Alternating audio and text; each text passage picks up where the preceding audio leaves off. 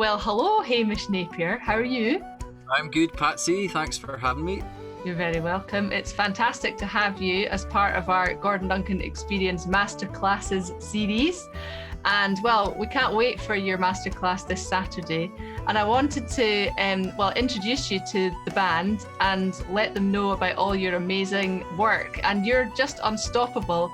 You have released more solo albums in the last 5 years than anybody I think I know. You've got The River, and I was lucky enough to play on the Railway, and then we've got The Woods, and this is part of a pentalogy, I think. Can you tell us a little bit about that, and what on earth, how do you keep motivated to do all of these great projects? So a pentalogy is just like a trilogy of 5, if you like. So it's all music inspired by my homeland. I come from Strathspey, Badenoch and Strathspey, near Aviemore, and there's loads of you've got the Cairngorm Mountains, the River Spey, all these lovely places. And it's funny, like, see if you come from the West Coast or Shetland or the Borders or something, you've got like quite a strong identity in music. But if you come from where I come from, it's not. People are like, "Where's that? Are you an East Coast? Or are you from the centre of Scotland? Or where are you from?" You know, if you come from, it's great because you got like Neil Gow, Gordon Duncan, Dougie MacLean, all these.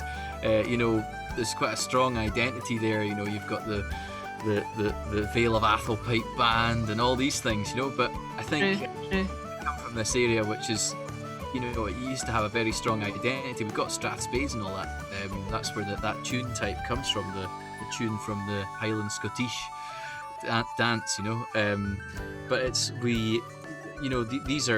an area which I think is trying to find its own identity. I realise that we're like river people, if it's like maybe that family that live on the river and all that. So that's the kind of identity that we've got. But I've been exploring it with all this music written for the area. So writing jigs, reels, marches, and then using like a modern rhythm section, bass, drums, guitar, synths, piano, all that to accompany it. So hopefully the music's got a bit of an appeal beyond, beyond folkies.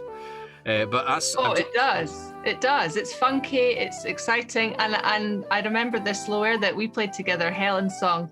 Total tearjerker. I mean, you've got it all. I think these albums are amazing. And like you're saying, it's so fab that you're contributing these tunes to your local area now, and you're kind of just adding to that already amazing database of great music. So.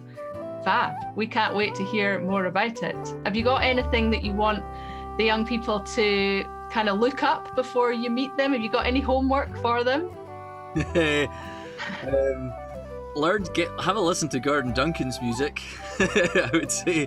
I remember that's a good start. I was lucky enough to work with the Gordon Duncan Experience a couple of years ago. We played some music from my first album, The River. And there were a couple of people that had not really checked out Gordon's music, but my favourite album of his is called A Circular Breath, and it's I think that's to do with the fact that he used to do that circular breathing thing while he was playing the chanter, instead of having to go every couple of like most pipers do. He could actually do circular breathing, but he wrote amazing tunes on that album, like The High Drive. I think Clueless might be on that album, but that might be on his first album. But there's loads of great tunes of his on there. So I would say, go and check out, and also go and check out the music of the other composers. You said Myrid Green, Ali Hutton, Ross Ainsley. So Ross and Ali, they've got their duo, Ross and Ali. Myrid's got some great new music out as well. And then who else? And then you said we've got Ailey Robertson as well, who's another prolific, very productive musician. I played in her backing band. It must have been probably about 8 years ago now. But I'm lucky to have had to have played with some of these people live. And go and check out their music. Just make yourself a wee nerdy playlist on Spotify of their music and listen away. Great idea. Bandcamp page, and you can just stream everything for free. So just type my name in Bandcamp and you'll see it, and you can have a wee listen. But I think one of the tracks that we might talk about is a track which just kind of sounds like a suite of trad tunes, but they're actually but they're kind of arranged with a modern rhythm section. So that's on the woods. There's 2 tracks, and it's a whole load of trees. I think it's the Hawthorn River, the Witch's Tree, and then the Shield Tree and the Trembling Tree. So that's for asp and alder and hawthorn and what was the other tree? I can't remember now. But anyway, they're all kind of mythical things to do with trees. Uh-huh. What a gorgeous idea. Fab. Okay, well, I can't wait to be there. I'll be there too. And thanks very much. Have a good week, and we'll see you on Saturday.